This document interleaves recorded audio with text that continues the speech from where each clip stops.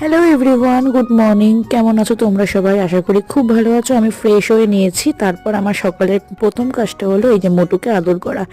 আমি মোটুকে আদর করে চলে গেছিলাম কিচেনে ব্রেকফাস্ট বানাতে। আজকে জাস্ট ডিম পোচ বানিয়েছি, আর কিছু না, সিম্পল ব্রেকফাস্ট। তারপর আমার পার্সেল চলে এসেছিলো। আমি এই স্টোরেজ বক্সগুলো অর্ডার করেছিলাম, জাস্ট অর্গানাইজ করে সমস্ত শাড়ি ড্রেসগুলো রাখবো বলে। খুব দারুণ এসছে।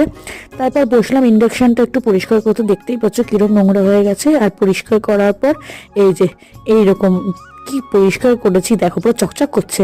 তারপর মা সন্ধ্যাবেলায় বানিয়েছিল চিকেন রোল। মায়ের হাতের চিকেন রোলটা জাস্ট অসাধারণ।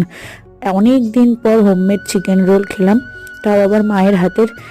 আমার রিয়াকশন দেখে তো বুঝতেই পারছো। আর এদিকে বাবানকে দেখো, ও তো জমিয়ে খাচ্ছে। আর মানে জাস্ট অসাধারণ হয়েছিল। তারপর রাত্রেবেলাতে একটুখানি দেখলাম ফ্রিজে একটা পেস্ট্রি ছিল, সেটাই খেলাম। That's it, by.